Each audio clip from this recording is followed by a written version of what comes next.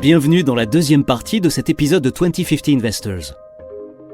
Dans la première partie, nous avons vu quelles solutions durables l'industrie du sport met en œuvre pour limiter son impact.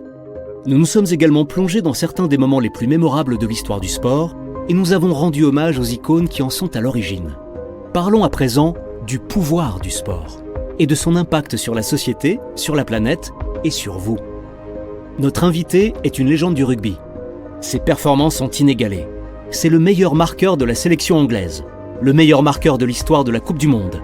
Il a surtout marqué les esprits en finale de la Coupe du Monde de 2003, en offrant la victoire à son pays grâce à un incroyable drop à 26 secondes de la fin des prolongations. J'ai nommé le seul et unique Jonny Wilkinson. Bonjour Jonny, c'est vraiment un plaisir de vous avoir dans l'émission. C'est un privilège de participer. Merci à vous pour l'invitation. Notre épisode parle de l'avenir du sport. J'aimerais connaître votre avis sur le sujet. On ne vous présente plus. Vous êtes une vraie star du rugby. Votre carrière est phénoménale. Selon vous, comment le sport peut-il avoir un impact sur les valeurs de la société et sur la promotion de l'unité ? Le sport a joué un rôle énorme dans ma vie.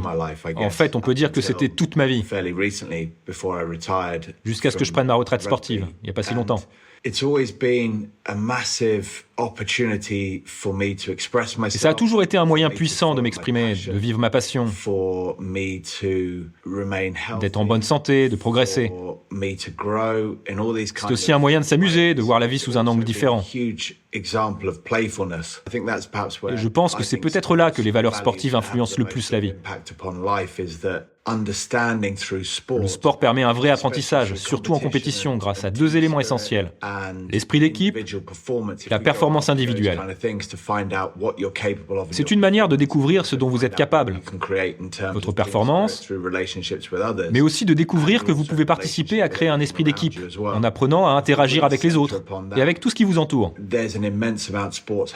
Si on se concentre sur ces deux points, le sport a énormément de choses à nous apprendre. Parce que quand on parle de performance absolue et d'esprit d'équipe absolu, c'est forcément des choses qui nous dépassent. On ne peut pas rester centré sur nous-mêmes pour y arriver. Tout ça me parle beaucoup. Je fais moi-même beaucoup de sport, du squash 3 fois par semaine, du tennis et du karaté. Je trouve que votre vision de la vie est motivante. Vous avez appris à surmonter les échecs. Vous avez échoué, mais essayé, encore et encore. Pour les enfants, par exemple, c'est une leçon qui leur servira toute leur vie et qu'ils peuvent assimiler en quelques années. Ce qui m'amène à ma deuxième question autour de l'expérience humaine. Donc, d'après vous, quels aspects de l'expérience humaine sont amplifiés, si je puis dire, par les sports de compétition ? Et aussi, quels en sont, selon vous, les aspects négatifs liés au stress et à la santé mentale, par exemple ? Je sais que ces sujets vous tiennent à cœur. Oui, tout à fait. Je dirais sans aucun doute la capacité à se fixer des objectifs, à faire des efforts, à se consacrer à un sport, à s'engager, et à trouver cette dignité et ce mérite qu'on a tous au fond de nous, et de pouvoir se dire qu'on veut quelque chose et de tout faire pour y arriver. Quand les choses ne se passent pas comme on le souhaite, il faut être capable de recommencer, de se remobiliser, de se réinventer, de s'adapter et de redoubler d'efforts malgré les échecs. Il y a là un apprentissage incroyable. Je pense que ce que nous pensons être n'est pas ce que nous sommes vraiment, voire même n'a rien à voir avec ce que nous sommes vraiment. Ce que nous sommes vraiment, c'est un pouvoir et un potentiel infini, sans limite. Ça veut dire que peu importe le nombre de fois où nous essayons de réaliser quelque chose, quoi qu'il arrive, nous aurons toujours cette capacité d'action. Et on sera d'autant plus capable de réagir si on est vraiment prêt à puiser au fond de nous. Pour moi, c'est ça le plus grand pouvoir du sport. C'est de comprendre en fait qu'on a cette capacité. Cette opportunité de totalement nous réinventer, tout le temps. Je dis réinventer, mais ce n'est pas vraiment ça. Disons qu'on est tous capables de définir et de redéfinir qui on est, fondamentalement, et qui on veut être. C'est vraiment intéressant. Et pour ce qui est des expériences humaines, on peut dire que vous savez de quoi vous parlez. Je pense bien sûr à votre drop magistral en finale de la Coupe du Monde de rugby en 2003. Cette expérience-là et toutes les autres expériences mémorables de votre carrière, ça ressemble à quoi en termes de moments, de ressentis ? C'était un moment magique. Ça ne m'arrive pas souvent, mais quand j'y pense, c'est comme si ce qui s'est passé à ce moment-là, dans ce stade, était presque une expérience mystique. Parce qu'on a parlé tout à l'heure de santé mentale, et on a vu que la base de la santé mentale, c'est justement de vivre le pouvoir du sport avec cette expression, cette liberté, cette passion, cette découverte de soi et cette capacité à nous surprendre nous-mêmes. Toutes ces possibilités incroyables. Alors que quand on est poussé par le stress et par le besoin, on se retrouve forcément en conflit et en souffrance. Pour moi, cette souffrance, ça a toujours été une tentative de contrôler le cours des choses, plutôt que d'avoir confiance dans le cours des choses. J'ai appris depuis que ma responsabilité individuelle, c'est de mettre toute mon attention dans ce que je veux, de m'y engager pleinement et de faire confiance à ce qui arrivera. Si on est trop focalisé sur le fait de faire les choses comme on pense qu'elles doivent se dérouler, plutôt que sur cette intention, on ne pense qu'à la performance. Et on perd tout ce formidable aspect humain. Et donc ce drop, c'était évidemment un moment très important pour moi, et peut-être pour l'équipe, ou même pour le pays. Mais pour moi, à ce moment-là, ce que je me disais au fond de moi, c'est que j'étais né pour ce moment. Comme si tous les drops que j'avais marqués avant, peut-être 100 000 drops, avaient servi à ça, à être prêt pour ce moment. Ce n'était pas forcément un choix. Je n'avais pas d'autres options que de me lever le matin, d'aller au stade, et de m'entraîner, et m'entraîner, et m'entraîner encore. C'était comme ça. Mais le fait est que tous ces entraînements, tout ça, ça m'a amené jusqu'à ces fameuses prolongations. Dans les derniers instants de la prolongation, avec le ballon dans les mains. C'était là. Je veux dire, c'est fou. Combien de fois j'avais mimé ce moment précis quand j'étais gamin, avec mon frère, dans le jardin. Et voilà le drop de la victoire pour gagner la Coupe du Monde. Et c'était en train de se passer pour de vrai. C'est énorme. Bref, tout ça pour dire que si j'avais pensé à tout ça, si je l'avais intellectualisé, si j'avais essayé de contrôler ce moment, de le calculer, je n'aurais jamais réussi. C'est impossible. C'est trop lourd à porter. Ça me semble absolument impossible de performer si on ressent ce genre de poids, de pression. En tout cas, moi, ça m'aurait paralysé. Je me serais écroulé. Mais quand j'ai attrapé la balle à ce moment-là, il s'est passé quelque chose. Je me suis senti comme un témoin de la scène, plus que comme un acteur. Je sais que c'est moi qui ai tiré, mais je le ressentais, je le vivais. J'étais pleinement présent pour y assister. Il n'y avait aucun blocage mental, aucun obstacle. Ça s'est juste produit. Plutôt que de m'en attribuer le mérite, j'ai vécu l'action de l'extérieur. Et en le faisant, je n'ai pas ressenti tout le poids de cette responsabilité. J'ai vu le ballon au sol, j'ai vu mon pied frapper, j'ai vu le ballon partir, et je l'ai vu passer à travers les poteaux. Et c'est à ce moment précis, au moment où le ballon est passé, que je suis redevenu acteur. C'était surréaliste. D'ailleurs, j'ai célébré le drop assez brièvement, parce que j'étais un peu sonné. J'étais pas tout à fait là. Merci beaucoup de partager ça avec nous. Je pense que nos auditeurs pourront en tirer des leçons de vie assez fortes.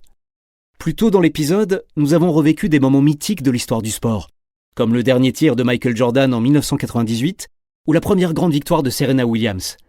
Et oui, j'imagine que ce sont des instants un peu magiques et surréalistes, où l'entraînement et l'instant présent se mélangent un peu.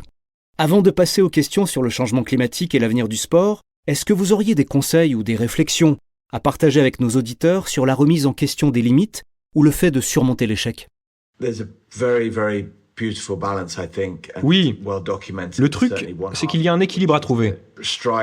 Il y a plein d'études qui montrent que le fait de faire un effort, de s'appliquer, de se consacrer à son travail, d'apprendre, de comprendre des nouvelles techniques, toutes ces choses-là, sont très très importantes. Bien sûr, c'est une bonne chose. Mais je pense que dans la société actuelle, on en fait un peu trop. Et on a tendance à négliger la compassion, la bienveillance et l'amour de soi.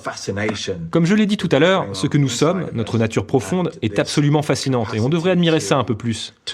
Admirer notre capacité à nous faire confiance et à reconnaître qu'on peut tout faire si on y accorde toute notre attention. L'idée, c'est de se centrer vraiment sur ce qu'on veut dans la vie et exprimer ce que l'on décide de vivre mentalement, physiquement ou émotionnellement. Par exemple, faites-vous attention à la manière dont vous marchez, dont vous respirez, dont vous prenez soin de vous. Quand vous faites tout cela, est-ce que vous prenez la peine de savoir si ça vous fait du bien ?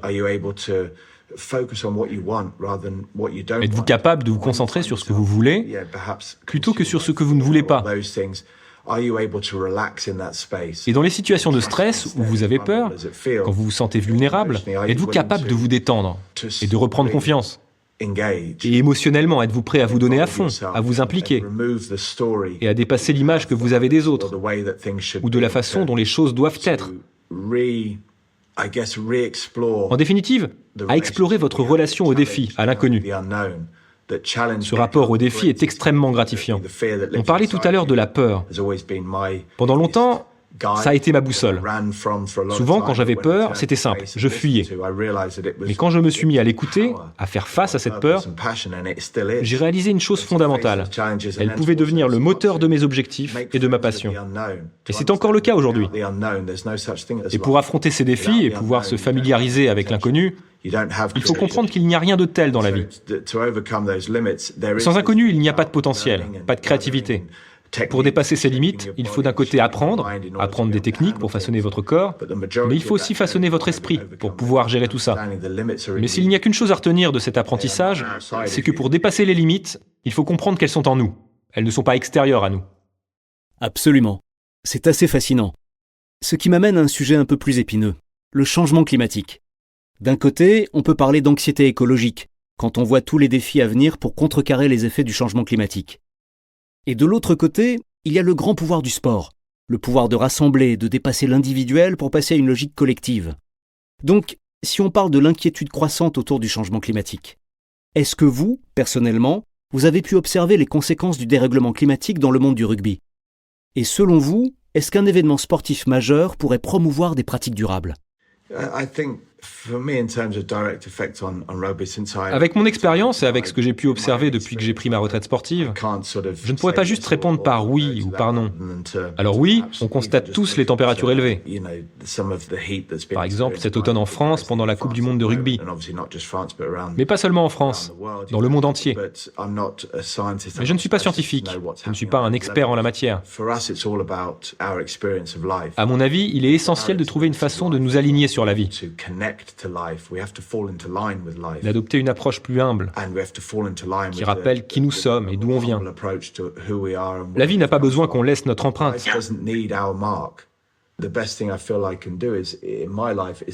D'ailleurs, pour moi, la meilleure chose à faire, c'est justement de ne laisser aucune trace.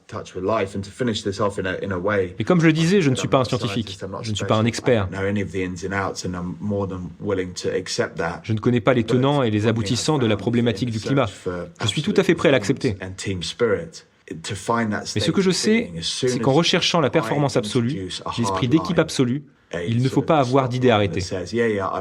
Dès qu'on fixe une limite rigide, par exemple, il faut gagner, ou ça doit se passer de telle manière, dès qu'on fixe une limite rigide comme ça peut aussi être une limite financière. Il faut dégager tant de bénéfices. Nous ressentons du stress. Il y a un conflit entre deux forces.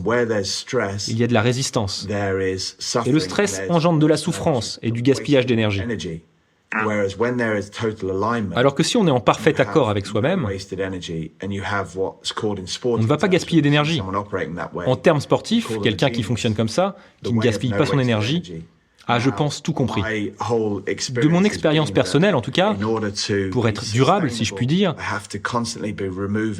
je m'efforce de toujours éliminer ces limites rigides. J'essaye toujours d'écouter ce qui vient naturellement, mes désirs, mes passions, ma volonté de m'améliorer. C'est mon moteur pour agir. Et je pense que ce qui se passe à travers ça, c'est qu'il y a un alignement naturel qui se fait avec la vie et qui permet de trouver qui vous êtes vraiment. C'est en supprimant toutes ces limites rigides, que ce soit pour des événements sportifs ou quoi que ce soit, qu'on va pouvoir s'aligner sur la nature et ne pas la défigurer. C'est une belle philosophie de vie. Ça me rappelle un épisode qu'on a fait sur la façon de décarboner le bonheur. C'est une démarche très similaire à celle des philosophes grecs, le fait de réévaluer ses besoins et de s'éloigner du consumérisme. Alors, j'ai une dernière question avant de vous libérer. Qui, selon vous, va gagner la Coupe du Monde de rugby cette année ? Ah, c'est une bonne question. Et c'est vrai qu'avec la génération actuelle, je suis un peu déconcerté. Les équipes de ce mondial ont cette capacité à balayer tous les préjugés qu'on a à leur sujet. Les stéréotypes, les idées reçues qu'on peut avoir sont remis en question en permanence. Et c'est beau, parce que quand elles sont sur le terrain, elles se surprennent. Et elles nous surprennent nous. Et ça rend les prédictions un peu hasardeuses. En fait, prédire le gagnant, quelque part, c'est enlever l'élément humain de ces équipes. C'est les regarder comme une statistique. Et moi, je préfère de loin les surprises. Par exemple, quand la France a joué contre l'Uruguay, on a pu se dire que c'était mal parti. Ils nous ont fait un match absolument incroyable. C'est beau, je trouve, de prendre conscience que le destin de chaque équipe est entre ses mains, finalement. Après, oui, certaines équipes m'inspirent. L'Afrique du Sud, par exemple, a une puissance et un engagement incroyables, avec une constance assez folle. Et l'Irlande a une cohésion et une compréhension du jeu qui m'impressionnent beaucoup. Alors oui, j'ai envie que ces deux équipes aillent très loin dans le tournoi. Après, il y a la France, avec sa puissance, son énergie, son instinct, cette capacité à trouver la solution naturellement, quelle qu'elle soit. Et puis l'Angleterre. Bon, je vais mettre l'Angleterre de côté parce que je travaille pour eux. Mais oui, bien évidemment, j'espère que l'Angleterre va gagner le tournoi. Mais par ailleurs, voir des équipes comme le Fidji jouer aussi bien, c'est aussi ça la beauté de cette Coupe du Monde. Ça serait génial pour le rugby en général qu'ils aillent loin dans le tournoi. C'est très inspirant de voir des joueurs avoir une telle confiance, jouer librement, pour ce qu'ils sont, et de voir que ça marche. Plutôt que de penser à qui devrait gagner en termes de prédictions et de statistiques, on pourrait se concentrer sur les performances. Parce qu'au final, ce sont les performances qui donnent des résultats, et pas l'inverse. Parfait, on se donne rendez-vous en finale alors. Oui, je serai bien là. Et comme je le disais, si j'avais le pouvoir de prédire quelles équipes se disputeront le titre, je serais très riche. Mais en fait, je préfère largement garder la surprise. Je vais débarquer avec les maillots de toutes les équipes, comme ça je suis sûr d'avoir le bon. Merci beaucoup pour votre temps et pour votre générosité. Merci d'avoir partagé toutes ces leçons sur la vie, les défis et le sport. C'était vraiment passionnant. Et je pense qu'on a tous beaucoup appris. C'était un vrai plaisir. Merci de m'avoir invité. Très bonne journée à vous, Johnny. Pour conclure cet épisode, citons la gymnaste américaine Mary Lou Retton. Un trophée prend la poussière. Les souvenirs durent pour toujours.